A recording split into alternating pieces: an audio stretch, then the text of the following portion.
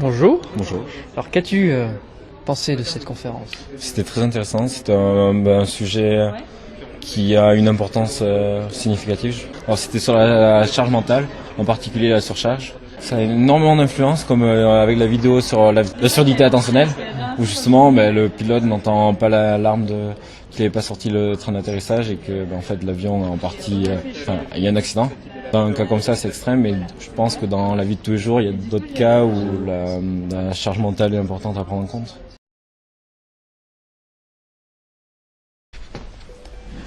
Donc, dans cette présentation, nous avons discuté du concept de charge cognitive que nous avons défini comme le ratio entre la demande d'une tâche et les ressources disponibles de l'individu.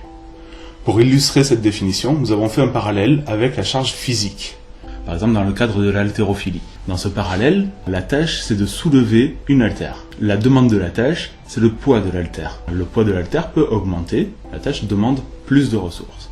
Les ressources disponibles de l'individu sont sa force physique et son entraînement, par exemple. Du coup, la difficulté de la tâche, elle dépend à la fois de ces deux facteurs, de la demande et des ressources disponibles de la personne. C'est la même chose dans le cadre de la charge cognitive.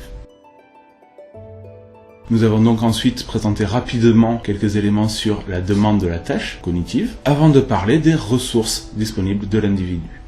Nous avons parlé de mémoire de travail, nous avons parlé d'attention et nous avons parlé d'expertise.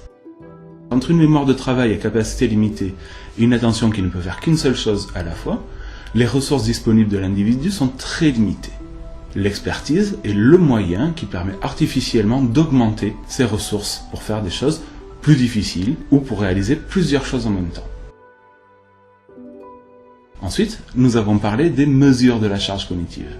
Nous avons décrit 3 grandes catégories de mesures, les mesures subjectives, comportementales et physiologiques, en présentant à chaque fois des avantages et des inconvénients à chacune de ces mesures, avant de conclure par le fait que ces 3 mesures donnent des informations différentes et rarement convergentes.